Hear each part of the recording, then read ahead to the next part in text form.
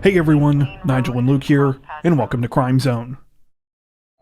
Hey everyone, just a heads up before we get into today's stories, our video editor is on vacation for the next few days, so we had to write and record this week's video a little bit earlier than we normally would for a Crimes of the Week release.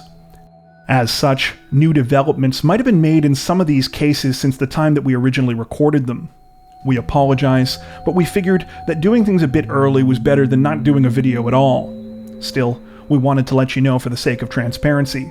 Anyway, thanks, and with that out of the way, let's get to the video.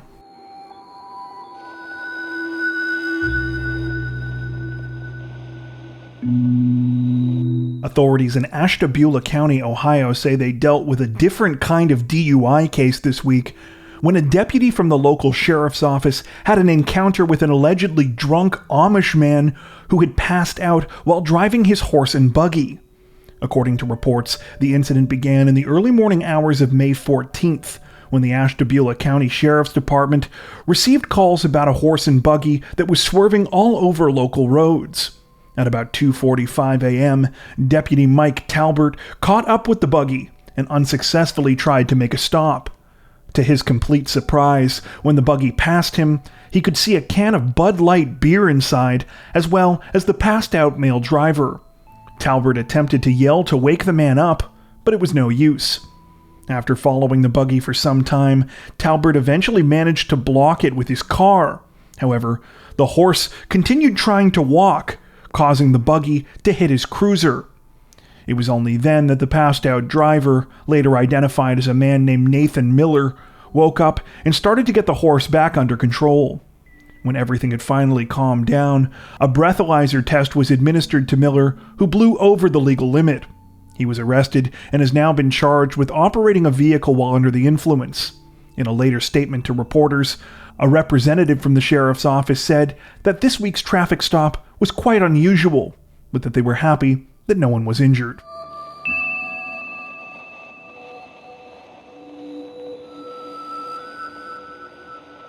Authorities in Prince George's County, Maryland say that a 37-year-old man is facing charges this week after he was accused of posing as a member of law enforcement, something that investigators say that he has been doing for quite some time.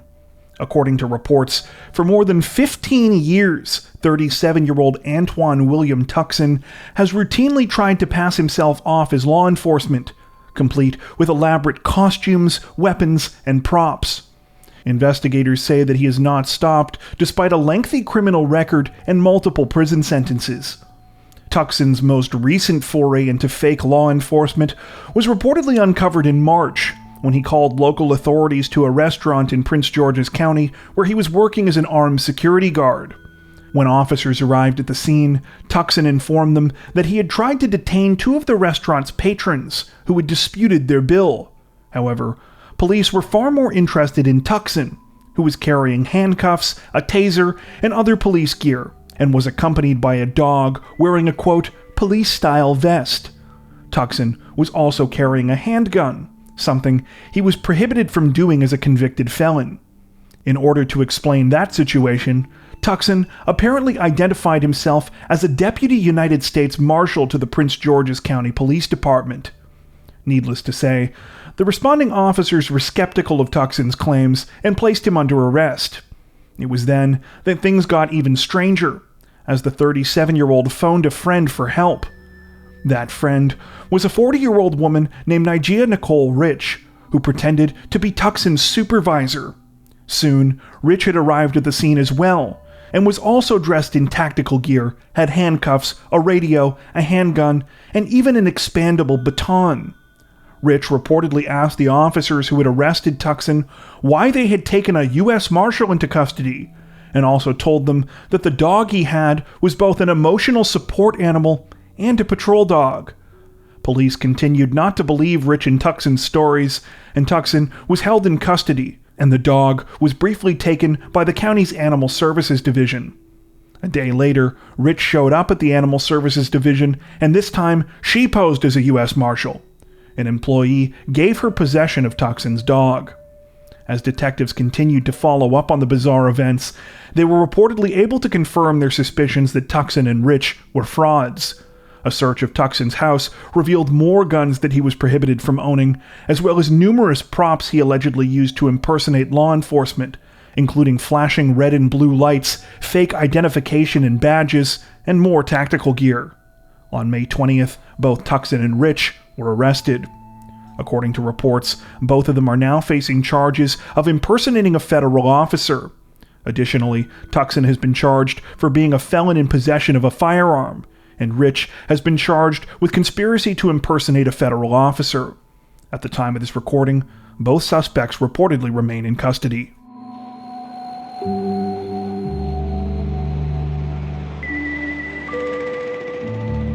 Representatives from the U.S. Marshals Service say that they are searching for a 35-year-old woman this week who is wanted in connection with the murder of a 25-year-old elite cyclist, a crime that authorities believe was the result of a deadly love triangle.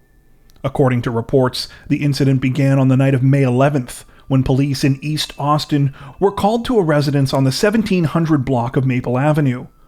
The call had been placed by a friend of 25-year-old Anna Mariah Wilson. Anna had been shot several times inside the home.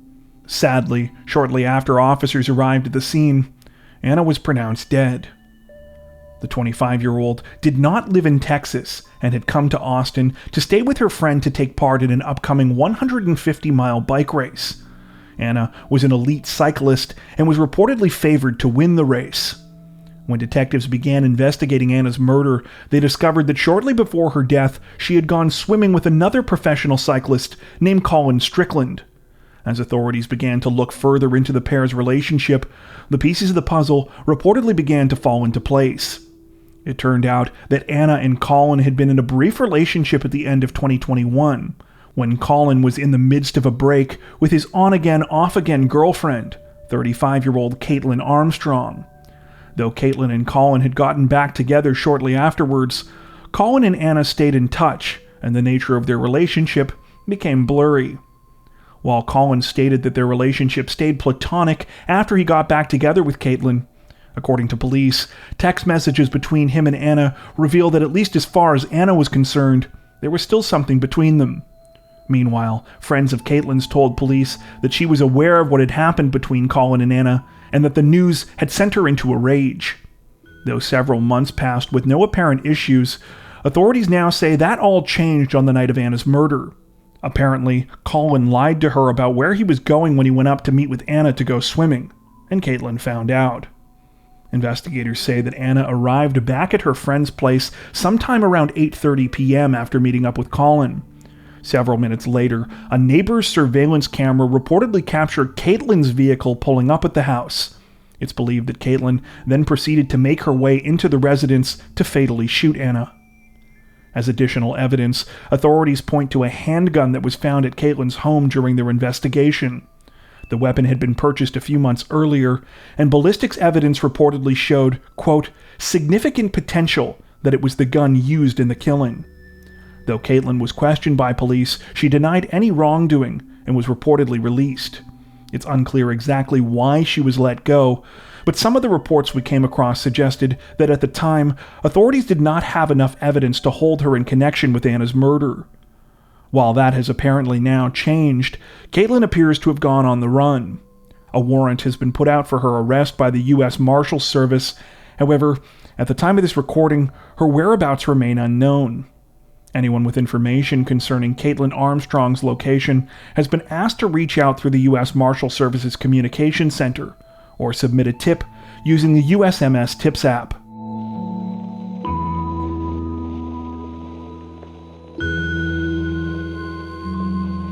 Authorities in Louisville, Kentucky say that a local pediatrician is facing some serious prison time this week after she was arrested and charged for trying to hire a hitman to kill her ex-husband. According to reports, up until recently, 52-year-old Stephanie Russell was a respected doctor working at Kids Life Pediatrics in northeast Louisville.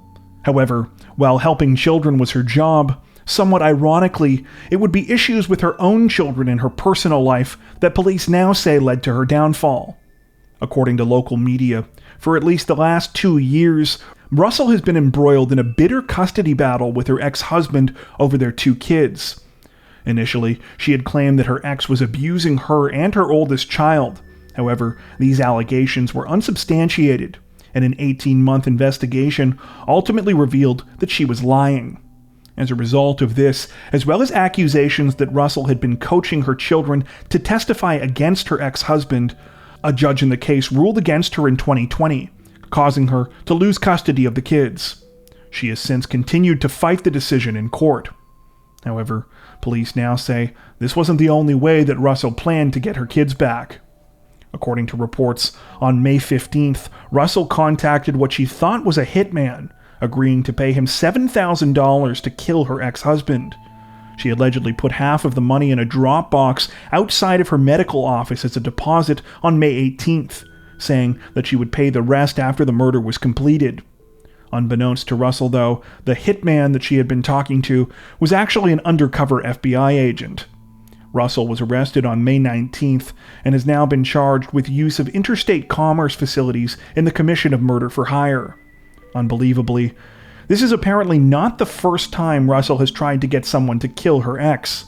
According to a legal representative for her children, the doctor also attempted to hire a hitman in 2018, though was allegedly unsuccessful. At the time of this recording, Russell remains in police custody. If convicted of the charges against her, she could be looking at up to 10 years in federal prison.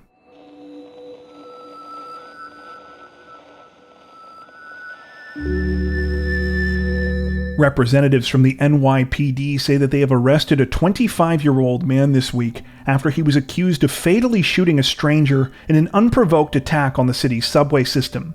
According to reports, the incident took place at around 11:42 a.m. on May 22nd, aboard a Q train headed from Brooklyn to Manhattan. As the train crossed the Manhattan Bridge towards a station at Canal Street, passengers on the last car of the subway noticed a man pacing up and down. Some witnesses would later say that he was muttering to himself, but that the only words they could make out were, quote, "no phones." Then, seemingly out of nowhere, the man pulled out a gun and fired one shot, hitting another passenger in the chest. That passenger would later be identified as 48-year-old Daniel Enrique, an employee for the Global Investment Research Division of Goldman Sachs. At the time, Daniel had simply been on his way to brunch. The resulting chaos from the shooting reportedly sent passengers scrambling for their lives, leaving Daniel alone until a subway operator named Louis Irizarry ran to help. Though he possessed no formal CPR training, Irizarry tried his best to revive Daniel and keep him alive until paramedics could arrive. The 48-year-old was quickly rushed to a nearby hospital, but sadly succumbed to his injuries. Meanwhile, in the direct aftermath of the shooting, authorities say that the suspect, 25-year-old Andrew Abdullah, fled the scene. Almost immediately after exiting the subway, he handed the gun allegedly used in the killing to a homeless man and removed his sweatshirt. Though Abdullah was stopped a short distance away from the station by police, because his clothing did not match the description of the shooters, he was let go. Thankfully, police did take his information down, only later realizing that Abdullah was the suspect that they were looking for. The day after the shooting, the NYPD released pictures of Abdullah, asking for members of the public to reach out with information concerning his whereabouts.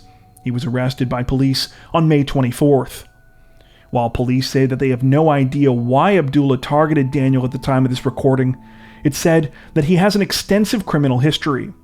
At the time of the shooting, he had opened criminal cases for both a vehicle theft and an assault, and had recently been on parole until last June for a conviction on conspiracy and attempted weapon possession charges in a gang case.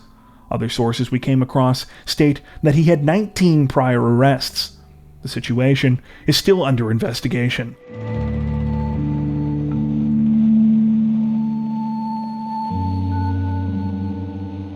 Authorities in Polk County, Florida say that a 22-year-old woman landed herself in a whole mess of trouble this week after she flipped out over her order in a local McDonald's and ended up calling 911.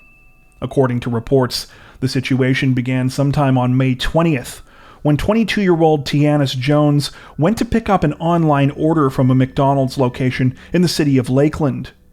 The order was simple enough: a Happy Meal with a chocolate milkshake, a filet-o-fish, tea, and fries. When Jones arrived at the location and went through the drive-thru, she noticed that there was something wrong with her order. Employees told her that it was no problem and that she just needed to pull up to the third window and they would help her figure it out.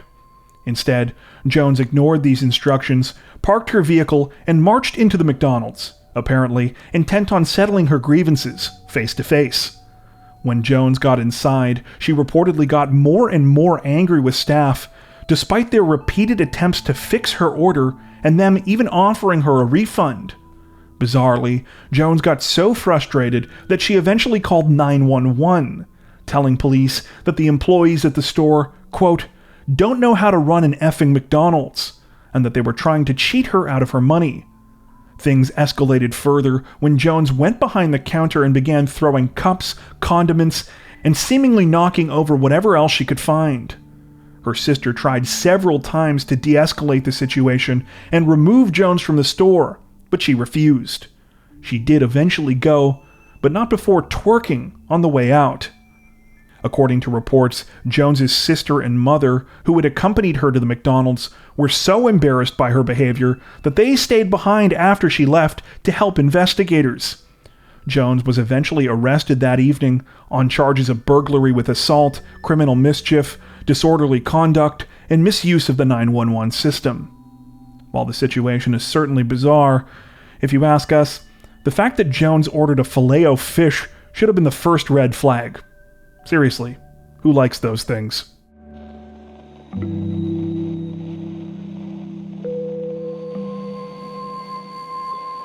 Authorities in Jackson, Mississippi say that they are investigating a tragic shooting that led to the death of a 15-year-old boy this week, an incident that police have described as a prank gone wrong. According to reports, the situation began sometime on May 21st, when a trio of teenagers decided to play what they evidently thought would be a funny practical joke on one of their friends, 16-year-old Joshua Davis. The three teenagers, ages 15, 17, and 19, hopped into a car and drove to Davis's home, armed with toy water guns that supposedly looked like real weapons.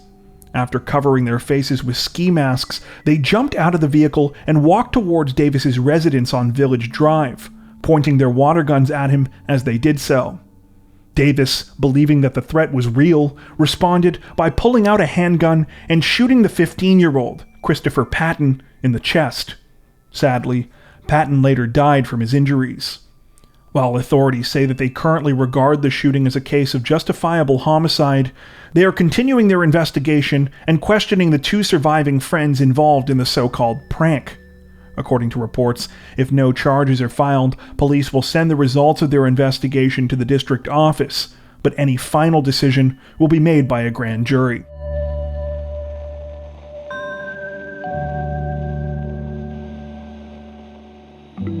People across the United States are in mourning this week after an elementary school in Texas was the scene of a horrific and deadly shooting. According to reports, the incident began late on the morning of May 24th, when an 18-year-old resident of the city of Uvalde named Salvador Ramos shot and wounded his grandmother. He then fled the scene in a vehicle, taking at least 2 guns with him. After crashing his truck near Robb Elementary School, Ramos reportedly went inside the building just before 11:45 a.m., where he proceeded to barricade himself inside of a classroom. As he did so, he allegedly shot students and faculty members indiscriminately, firing at anyone who got in his way. While many of the details about the case remain murky at the time of this recording, it's said that when police initially arrived at the scene, they traded gunfire with Ramos. 2 officers were hit, but their injuries were non-life-threatening. As the gunman continued to barricade himself in the school, police reportedly broke windows so that students, teachers, and school staff could get to safety. While it's unclear how the shooting finally came to an end, multiple reports we came across state that an agent with the Border Patrol Tactical Unit shot and killed Ramos. That's when police and paramedics were finally able to assess the unimaginable scale of the carnage. Tragically, as it stands, 19 students and 2 teachers have been confirmed dead as a result of the shooting. Currently, there are unconfirmed reports that most of the victims were members of the same 4th grade class. However, several other people still remain in hospital, and authorities have warned that the death toll could rise. Even so, the incident is already the deadliest school shooting to take place in a decade. As for the motive behind the unthinkable crime, we unfortunately know very little. Multiple reports have pointed to disturbing social media activity exhibited by Ramos in the lead up to the shooting, though this has apparently not provided much insight as to the why behind the crime. We know that Ramos purchased the weapons he used in the shooting shortly after his 18th birthday, which sources state was quite recently. He had also been posting unsettling images to Instagram, including one of him holding the magazine from a firearm, though the posts have reportedly since been taken down. At the time of this recording, the situation is still very much developing, and it's likely that new information will continue to come out in the following days. That's it for this edition of Crimes of the Week. If you enjoyed our video, don't forget to like and subscribe to Crime Zone for more true crime content like this, making sure to hit the notification bell to stay up to date with our latest releases. Thank you for watching.